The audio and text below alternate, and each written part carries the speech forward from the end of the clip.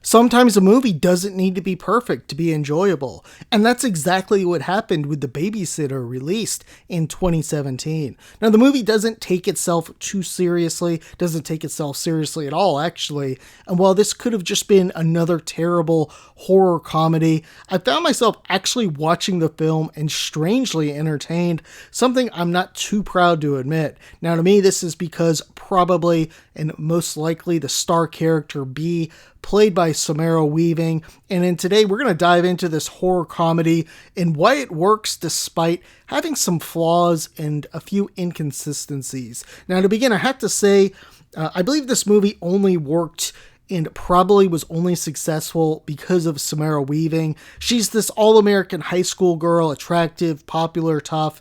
In addition to this, she's very likable in the first part of the film as she stands up for our main character, Cole, who's a young kid constantly being bullied.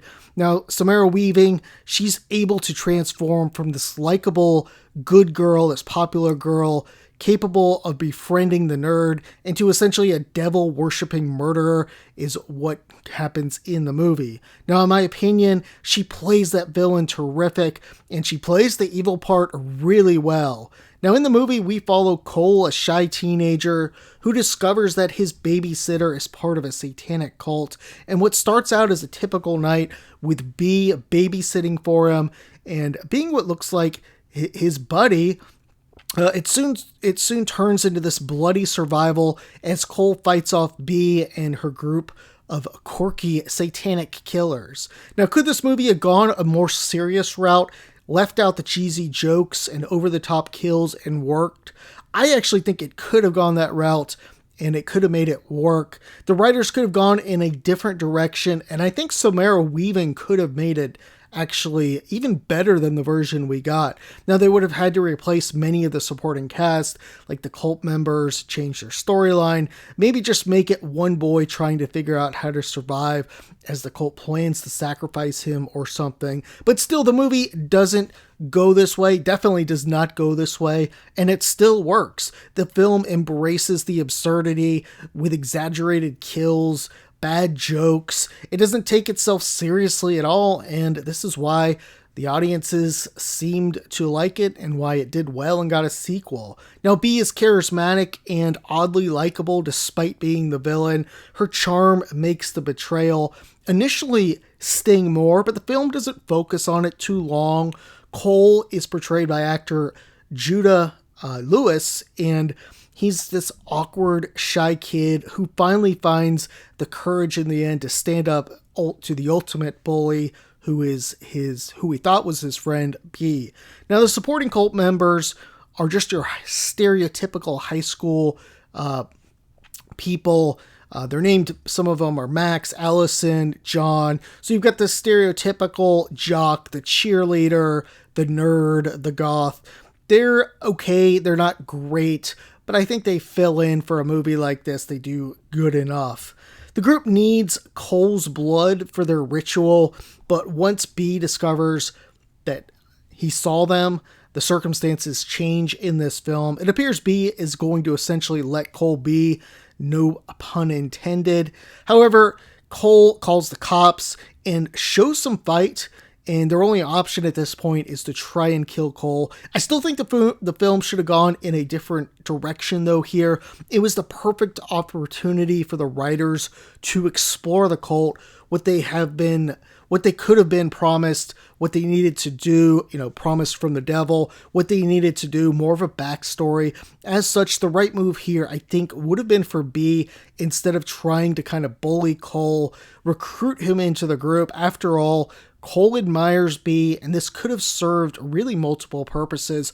One, we could have gotten more answers around why everyone chose to be in this satanic group, especially B. We don't really know her true motivations, as she's the popular hot girl with a bright future. Why would she want to go down this dark path? Now, I realize this film is not meant to be really taken seriously, but I still think the film could have kept it lighthearted and gone this route as well. Now, instead, Cole gets loose after they kill the cops, and the movie really goes downhill from here. Most of the kill scenes are kind of dull, not funny, and it highlighted just how much the first half, how much better the first half was in the film.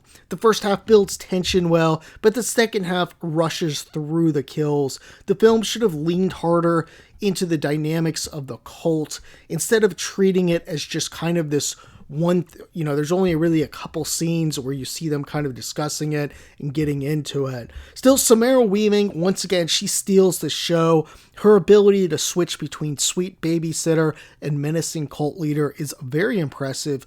Judah Lewis grows into his role as the unlikely hero. Rest of the cast play their parts with pretty good energy, some okay jokes. Most of them are not too funny, I thought.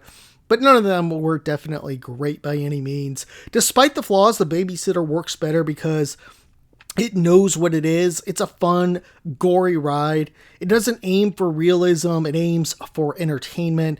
The humor, the outrageous kills, and the chemistry, especially between Cole and B, keeps viewers hooked.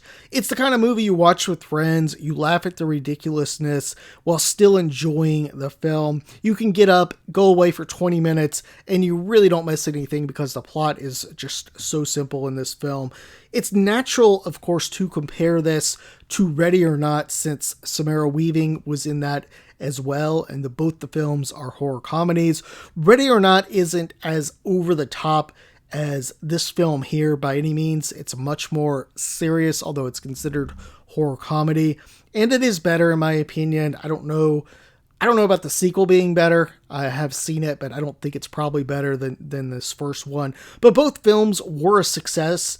Each of them did get a sequel. There is a sequel to The Babysitter. Now, in the end, The Babysitter is far from perfect, but it's strangely entertaining. It's a guilty pleasure horror comedy that embraces the chaos, and somehow it works. If you're looking for a fun, bloody, and ridiculous movie, not one to just turn your brain off to, this is going to be the one.